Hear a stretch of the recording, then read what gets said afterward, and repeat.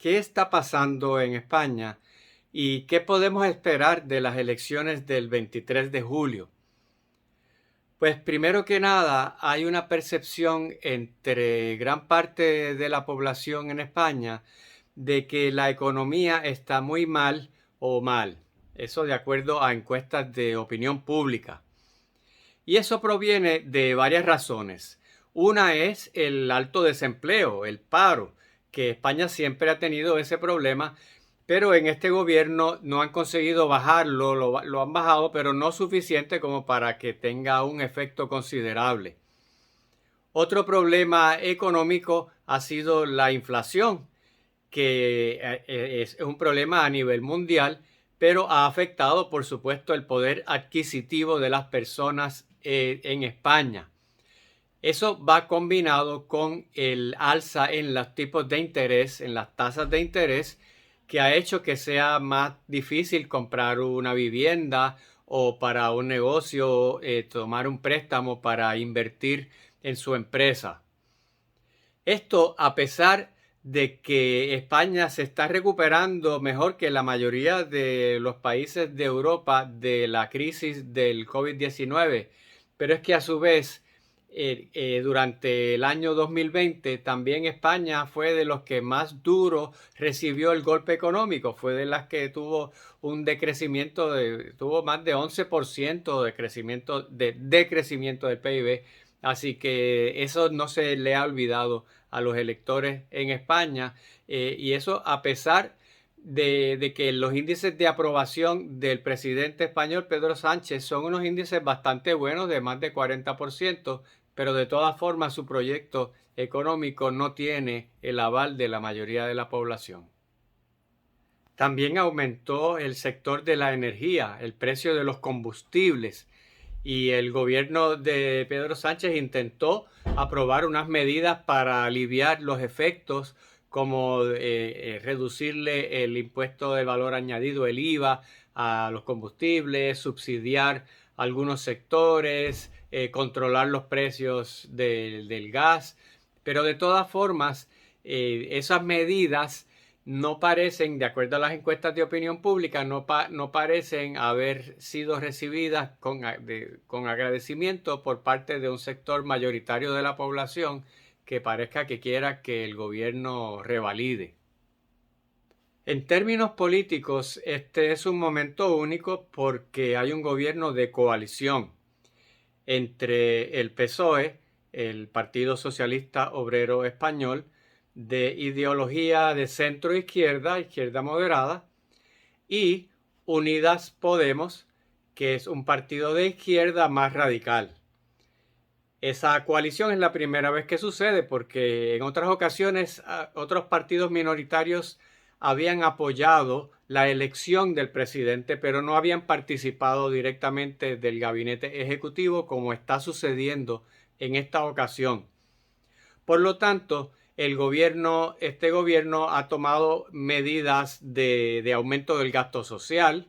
también ha aumentado los impuestos a algunos sectores para pagar ese aumento en el gasto del gobierno. También ha tomado medidas muy progresivas de aumentar derechos a la comunidad LGBTQ,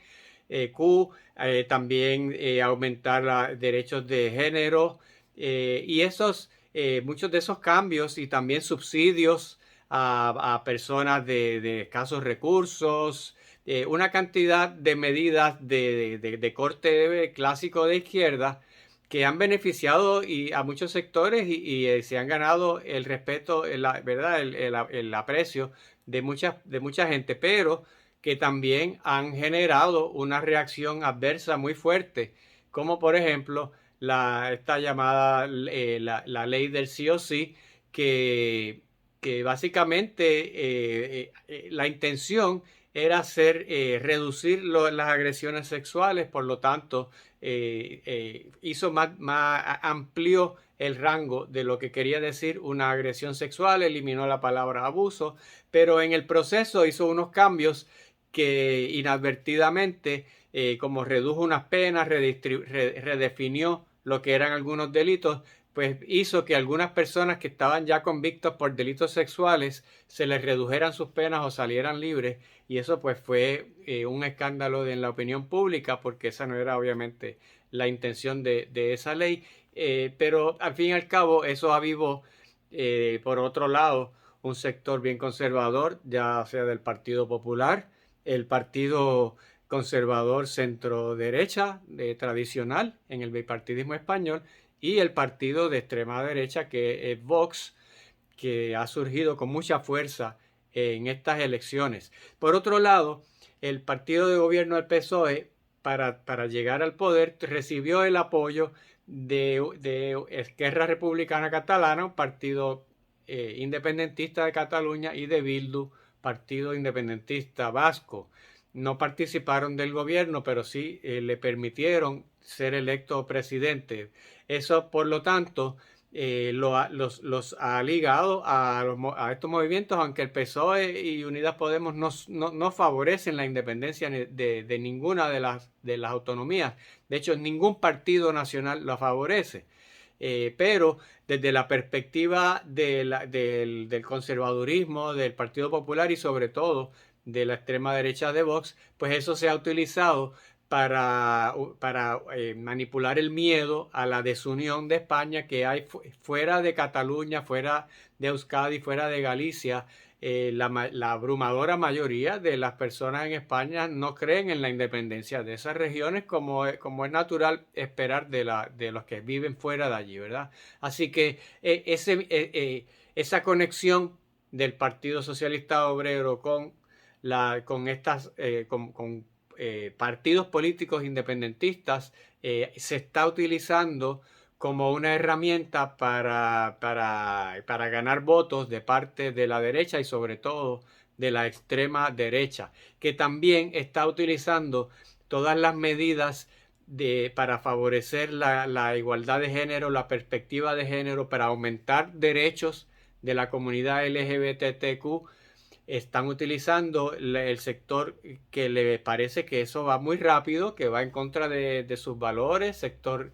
católico conservador, está utilizando eso para avivar el otro voto, que le parece que esa no es la sociedad que ellos quieren. Así que en ese sentido estamos viendo que camino a las elecciones, este contexto económico, político, social, está llevando a la política española hacia una polarización basada en dos visiones que se perciben como incompatibles sobre lo que quieren de la sociedad española, explotando muchos miedos, también algunos reales, otros que no son reales. Por un lado, explotando la izquierda, explotando el miedo de que esta elección se trata de democracia versus fascismo, y que si no votan por el PSOE están votando a favor del franquismo. Eso es un miedo, por supuesto. Por otro lado está el miedo que utiliza la derecha española, tanto el Partido Popular como el Vox, de que un voto que no sea por ellos es un voto por el comunismo, un voto por traer a España a Maduro y a todos estos personajes icónicos que se utilizan para meter miedo contra el socialismo. De tal manera que aquí se están manipulando, también se manipula el miedo de gran parte de España a que haya la independencia de Cataluña o de Euskadi, y se utiliza también ese miedo para favorecer el voto conservador. Así que en ese sentido estamos viendo que el contexto económico, político y social actual está teniendo un efecto sobre la preferencia, la intención de voto camino a las elecciones del 23 de julio. ¿Y qué podemos esperar de las elecciones del 23 de julio? Pues primero que nada, parece que hay un pequeño repunte del bipartidismo. Nada parecido a lo que hubo a principios del siglo XXI, pero luego de la debacle del bipartidismo en el año 2015, que luego de ahí no alcanzaban ni 50% entre los dos partidos, el Partido Popular y el PSOE, de acuerdo a las encuestas, a los sondeos de opinión pública, parece que van a alcanzar entre los dos cerca del 60% y probablemente eso ha sido producto de la polarización del debate político que tiende generalmente a mover el voto hacia los partidos mayoritarios, que son los que tienen la mayor probabilidad de formar gobierno y de presidir el gobierno. El resultado más probable, de acuerdo a los sondeos de opinión pública, es que el Partido Popular obtenga una mayoría simple, que llegue en primer lugar, que el PSOE llegue en segundo lugar y que Vox llegue en tercer lugar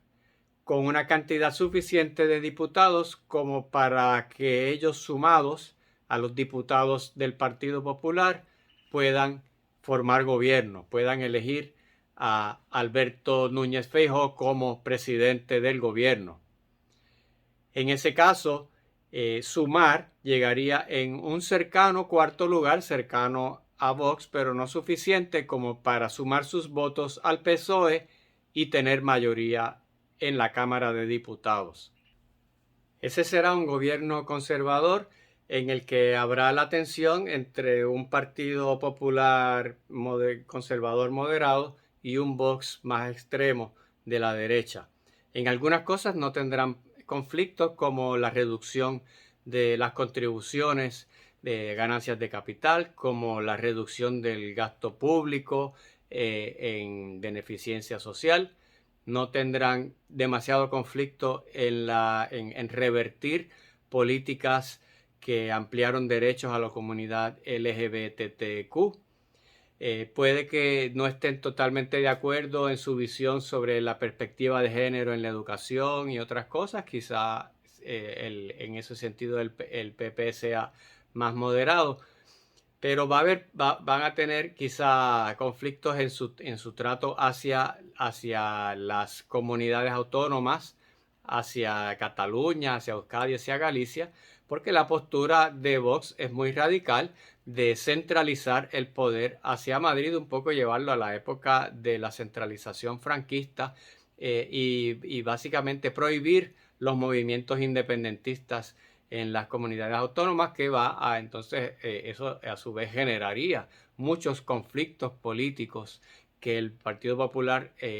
no quiere. Demostró cuando estuvo en el poder que intentó mantener alguna imagen de que podía negociar algo con los movimientos independentistas, cosa que Abascal y Vox ni siquiera quieren proyectar. Sencillamente su postura es totalmente conflictiva y en ese sentido pues el PP puede tener problemas. Podría darse el caso también de que el Partido Popular y Vox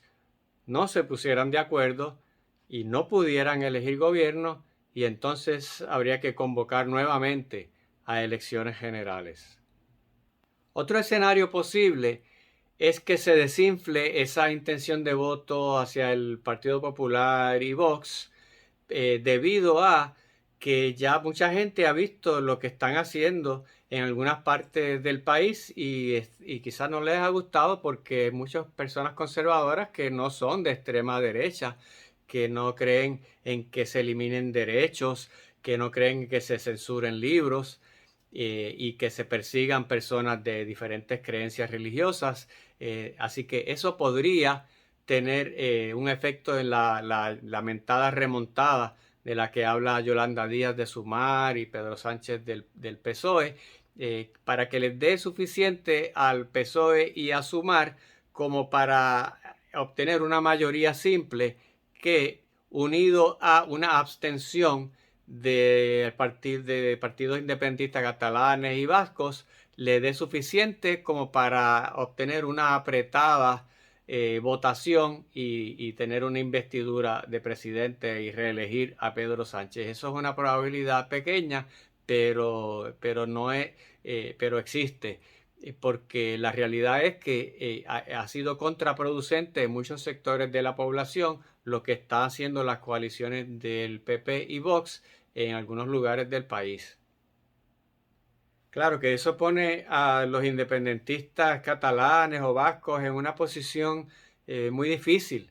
Tienen el dilema de, por un lado,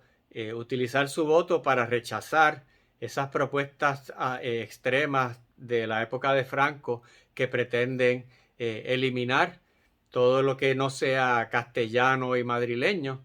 pero por otro lado, se les pide que para rechazar eso voten a favor del PSOE y de movimientos que son que han demostrado que son anti-independentistas. Así que desde esa perspectiva, los votantes independentistas tienen que escoger entre dos enemigos porque el voto en blanco realmente funciona en su contra porque no se cuenta, de tal manera que ese voto no les sirve como un instrumento de protesta tampoco. Pero esta, como todas las elecciones, se trata en primera instancia de un referéndum sobre el partido de gobierno. Los votantes españoles primero tienen que decidir si quieren continuar con el gobierno que tienen y si lo quieren cambiar, con qué lo van a reemplazar. Y de eso estaremos pendientes.